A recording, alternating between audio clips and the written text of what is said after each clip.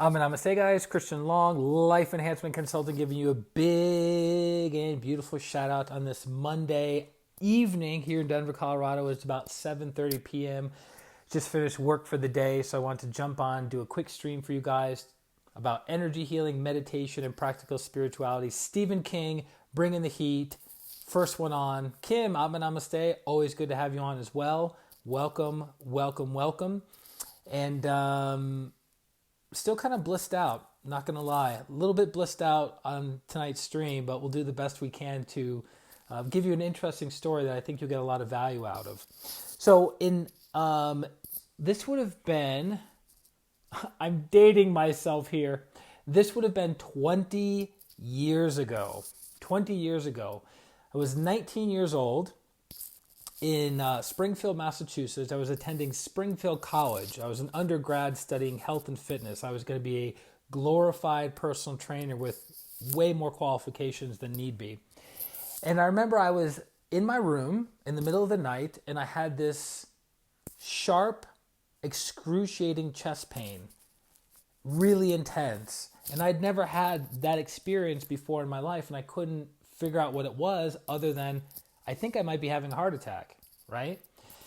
And so the next day, I immediately went over to the nurses area on campus, and I said, hey, this is what happened. And they go, that's interesting. That might be something like a panic attack or something like that. And I spoke with, I was looking at kind of reflecting on my life at that point, and the roommate that I was living with in college caused me a tremendous amount of suffering and stress and anxiousness that I'd never experienced ever before living with somebody in that capacity. And this was my first time living with somebody in college. And so I thought, okay, maybe a panic attack, but let's just, let's have a look at the heart. So they set up an appointment for me to go to the local hospital in Springfield, Massachusetts. I forget the name of it. It's been 20 years. I only went there once. And so I went, and they gave me the whole EKG, looked at me, and they said, interesting, your mitral valve and your tricuspid valves are not functioning sufficiently. Meaning my heart, there was a weakness in my heart. And I was like, well, is it genetic? Like, what do I do? And that's basically all they said. They gave me a printout, they gave me a huge bill, and they said, have a nice day. And so I was like, all right, well, okay, where do we go from here?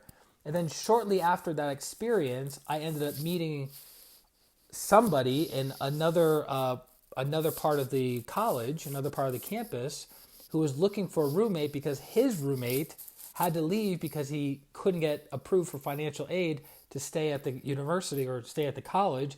So he had an open spot, and we just hit it off with one another, and we ended up becoming best of friends for like 17 years. So my stress went from here to here within a matter of a couple of days after getting that initial quote-unquote panic attack. So I knew what that felt like. I felt this semi-numbness in my left arm. I felt this tightness in my chest. And then I wouldn't find out until many years later that it was genetic. My grandfather on my dad's side died from a heart attack. My father, when he went in to have his own heart looked at, when he was in his late 50s, they said, Mr. Long, do you realize that you've had several mild heart attacks in your life? And he's like, no, because my dad would just push through resistance. Didn't matter. He's like, all right, well, I have to put in my 80-hour work week, whether my heart is working or not, whether I have pains in my chest or not, whether I have pain in my arm or not, whether I have anxiousness and stress or not. Doesn't matter. I have to put in my 80-hour work week regardless. So Stephen says, wow, let me read that later, Stephen. We're in the middle. We're in the middle. That's a long story.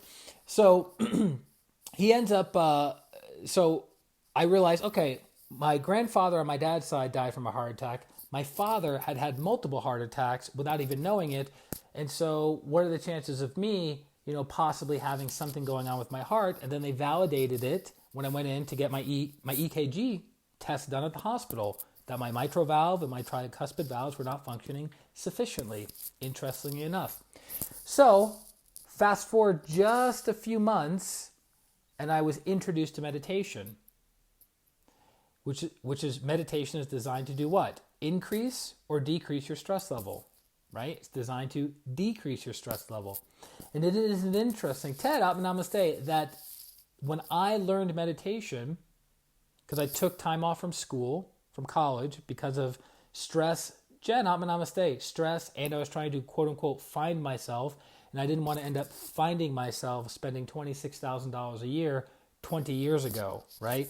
So I was like, let me take some time off from school. Let me look into this whole meditation thing. Let me look into this whole spirituality thing. Let's see how this pans out instead of spending $26,000 a year to figure myself out or find myself, right?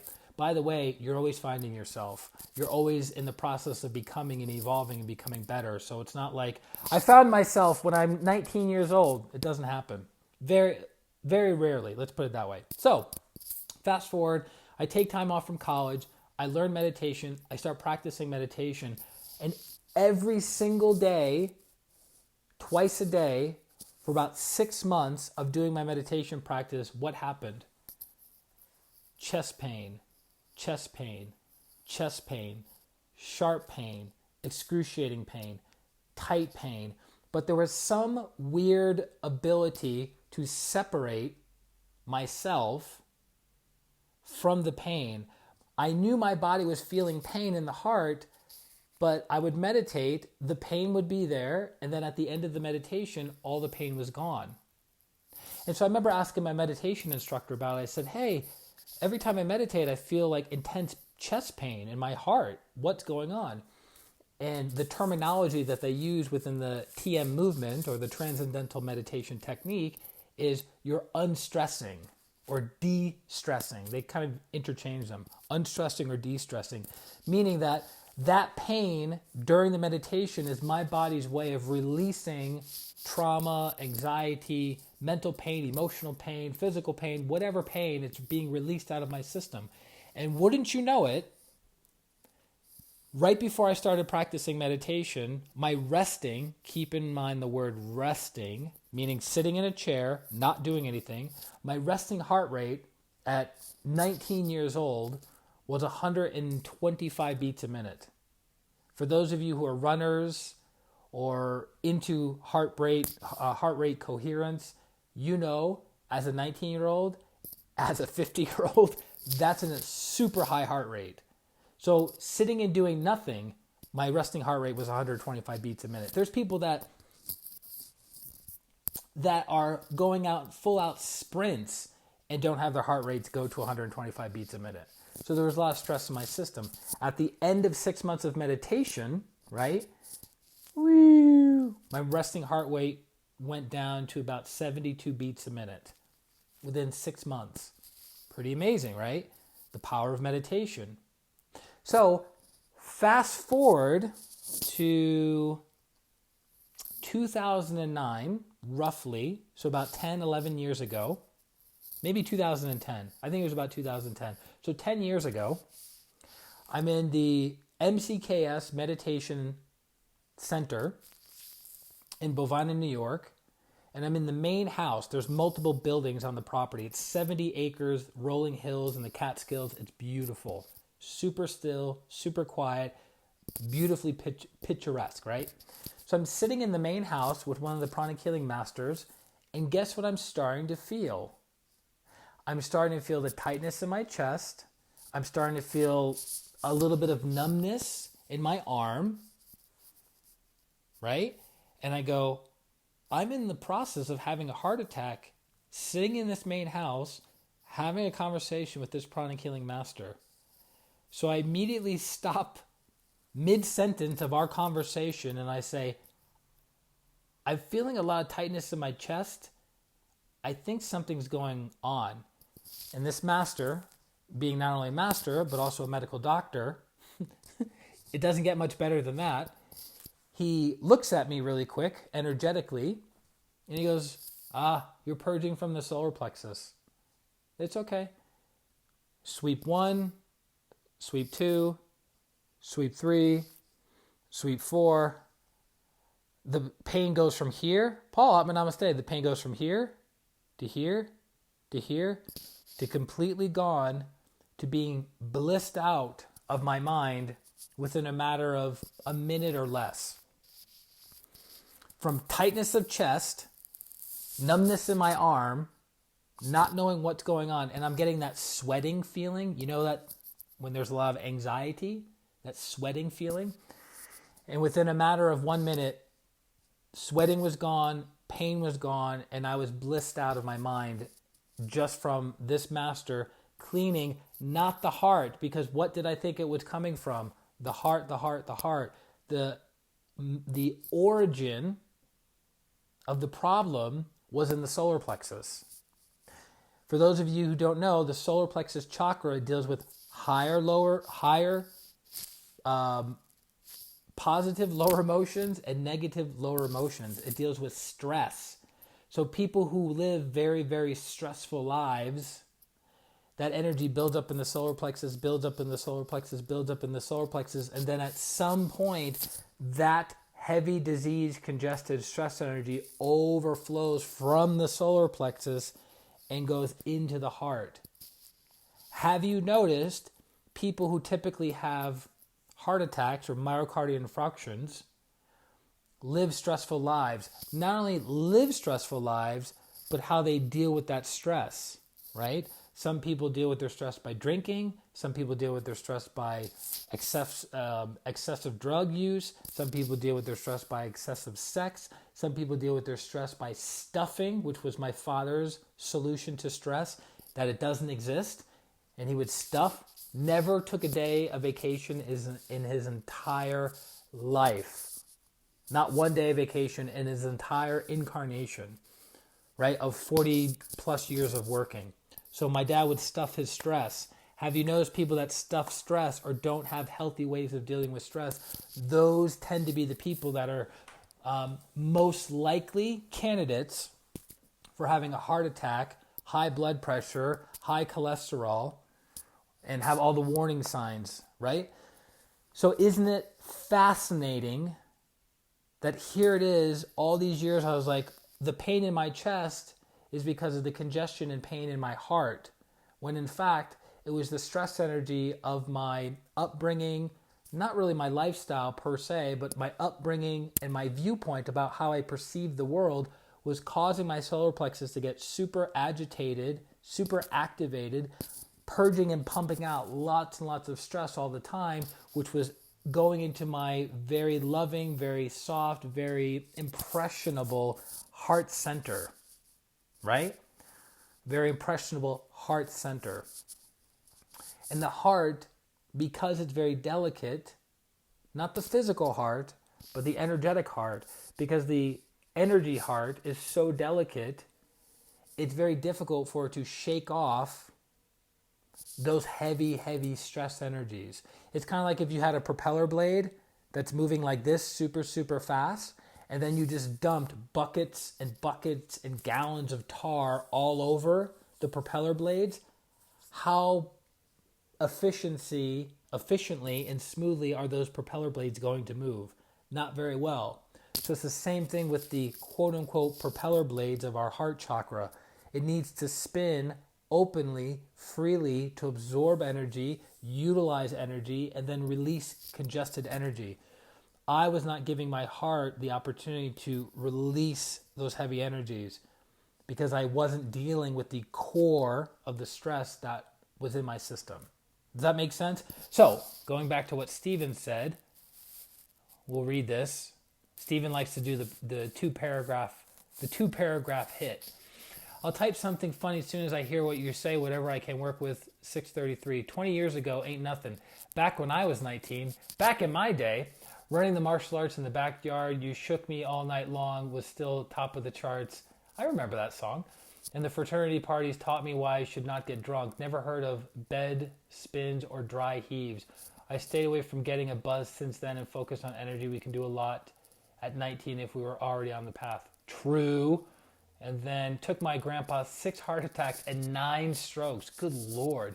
Before he went in his 80s. He smoked a few packs of cigs daily, ate unhealthy, See, he just wasn't karmically supposed to die that way. Preventative medicine now means you can extend many decades if you want in terms of having a healthy body. Yeah. So that's the thing. So it's an interesting thought process. If you don't understand karma, people would say, well, wait a minute. I know of so-and-so, family member, friend of a family member, who smoked a pack a day of cigarettes or 2 packs a day of cigarettes, ate horribly, never worked out, and lived into his 90s. Then I also knew somebody who died of a heart attack in his mid-40s, and he was one of the fittest people that I've ever met in my entire life. So you have people that take isolated incidents and they go, well, that's how I'm going to live my life, right? But there's karma. There's certain purposes and reasons as to why that person lives a horrible lifestyle and lived into their 90s, and the other person who really took care of their body and died in their mid-40s. It just is what it is. But that doesn't mean that living a good lifestyle is not going to improve your lifestyle, right? Living well is still living well. Living poorly is still living poorly, no matter how you slice it, whether it's you do it for a week or you do it for the next 50 years. So the reason I was sharing the story with you guys today is to give you an idea of the power of having a pranic healing master work on you, the power of pranic healing technologies and methodologies, and when you deeply understand the energy body, you can quickly transform and alleviate the suffering of another person. Because in that moment of me purging and me experiencing a lot of stress and anxiety, if this master wasn't present or another person was present without those skills or without that training, what could have happened? I don't know. Maybe I just would have released that congestion. It would have been super painful for an hour or so. Or maybe I could have had my own miniature heart attack right there at the retreat house in Bovina, New York. Who's to say? Apparently my karma was good enough at that time to be healed. Now, that's been 10, 11 years ago since that happened. I take very good care of my body. My heart is very healthy. I get it checked through, my blood pressure has been checked. It's excellent. My resting heart rate is excellent. I think it's below mid 60s now, which is great, going from 125 as a 19-year-old, now as a 39-year-old, soon to be 40-year-old in June. I'm actually in the best health of my entire life. So I'm super, super grateful for that. Grateful for Master Choa, grateful for the pranic healing techniques. And we don't just have energy techniques to improve our lives. We also have physical techniques that can improve the longevity of our physical body, because no physical body, no spiritual evolution, right? That's why we have a physical body, to have experiences and to learn lessons on the physical plane, on the emotional plane, because we have feelings, on the mental plane, because we have thoughts, right? So it's very, very, very important to take care of your physical body, because if you have no physical body, right, you have no emotional body to attach to, you have no mental body to attach to. So it's pretty important if we want to experience the different planes of growth and evolution. So do you guys have any questions, comments, clarifications? I'm about to jump off relatively soon because I want to have dinner. I haven't had dinner tonight. We practice the teachings to create good karma efficiently, effectively, and why we can use and apply in daily life. Yes. Pranic healing, I remember many years ago, maybe 8 or 9 years ago, there was a video series that was done by several of the pranic healing masters. You can find it on YouTube. If you go to YouTube and type in pranic healing way of life, you'll understand that pranic healing is not just a energy healing modality where somebody comes in with a back pain and we help with the back pain, or they come in with a migraine headache and we help with the migraine headache. That's healing the physical body on one level, but ultimately we're here to heal the soul. We're here to grow the soul. We're here to illuminate the soul. And we do that through any and all means necessary. Physical healing, emotional healing, psychological healing, and yes, obviously spiritual healing. So pranic healing is a way of life. It's not something that we just practice when somebody is sitting in a chair or laying down on a table and receiving a pranic healing treatment. It's something before, it's something we practice before that session, during the session, and after that session, right? Very, very important. So pranic healing is not just a healing modality. It truly is a way of life. And there are many ways to live. There are many lives to be had. There are many paths to God. Pranic Healing or Hatha Yoga by Grandmaster Choa Koksui is what I've chosen to become masterful in this incarnation. I still have a long way to go, but I've also come a long way. And so I do my best to inspire, educate, entertain other people that are looking for something that they can dedicate themselves to become masterful of. So I love pranic healing. I love Master Choa. I love the senior practitioners in pranic healing and the masters in pranic healing. They are a tremendous blessing to humanity. But so aren't other spiritual teachers of other spiritual schools and other religions as well. And there was something, I want to share this final thing with you guys. I got to find it real quick. A friend of mine posted this on Facebook a couple days ago, actually on Sunday, so that would have been yesterday. And I saw it, and I was talking about it with our meditation group that we do on Sundays, and I think that you guys might appreciate this. I might actually do an entire talk on it because it's that important. But this goes to show you that it's not just having a great spiritual teacher. Hold on, everybody. Don't worry. You ever notice when you're rushing something using technology, technology tends to be slower? There's actually a reason for that. You guys probably wouldn't believe me if I told you anyways. Let's see. It's so simple, really profound. It's funny, I'm looking at it this way, and I could probably just find it on his page. Hold on. Almost there. Aha! I found it. Okay, so think about this. Great quote. I mean, it's a quote like in the sense of somebody's just saying it. It's not written in stone in books everywhere and what have you. Judas, right, from the Bible, Judas had the best pastor, the best leader, the best advisor, the best counselor, yet he failed. The problem is not the leadership or the church you go to. If your attitude or character doesn't change or your heart doesn't transform, you will always be the same. Think about that. To me, that is a huge aha of personal responsibility, right? Because a lot of us will sign up for a church, sign up for a yoga school, sign up for a spiritual practice, quote unquote, signing up, right? And then we'll practice that for a period of time, and then we'll get bored. And then we'll start church hopping, meditation hopping, yoga practice hopping, and all this other stuff. But at the end of the day, it's like the teacher can only do so much for the disciple. Think about the people who had Lord Jesus physically standing in front of them. And those people still had fear, still had doubt, still had judgment, still had anger, right? And they had an avatar standing in front of them in physical form, right?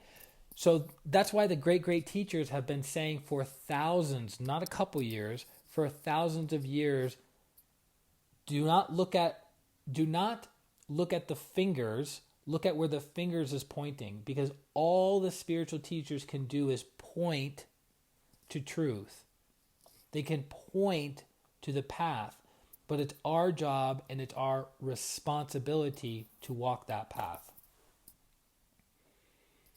Meaning your guides, mentors, advisors, coaches, healers cannot do your character development for you. They can heal you, they can remove blockages, obstacles, and impediments. They can give you insights and little nuggets here and there, But at the end of the day, you are the one that has to be practicing loving kindness and non-injury. You are the one that has to practice generosity and non-stealing. You are the one that has to practice accurate perception, correct expression, honesty and non-lying. You are the one that has to practice moderation and non-excessiveness. You are the one that has to practice constancy of aim and effort and non-laziness. No one can do it for you. Nobody. So isn't that kind of a sense of relief when you realize, I'm 100% responsible for my personal, professional, and spiritual growth and development. And I can get influences, positive influences that help me on my path. But here's the thing, even the negative influences will also help you on your path. They'll teach you what not to do, right? So it's all good in the hood. So that's it for tonight, guys. If you are in the process of transforming yourself, bringing you from where you are to ultimately where you want to be, and if you would like my help in assisting you in that process, easy. Go to my website, ChristianRLong.com, and hire me for a healing session. We do 30 minutes of coaching to get clarity and understanding. We do 30 minutes of healing around the clarity and understanding that we got. And your life is transformed. I've had the honor and privilege of doing this for 16 years. I've worked with thousands and thousands of people over the past 16 years. And I think I'm starting to get the hang of this whole healing people through energy. So love you guys very, very much. Hope you had a beautiful weekend. Welcome to Monday. We all made it together if you're watching this. And I look forward to connecting with you very, very soon. This is Christian Long, Life Enhancement Consultant, wishing you a beautiful day, a beautiful week, and a beautiful life. Atma, namaste. Bye-bye.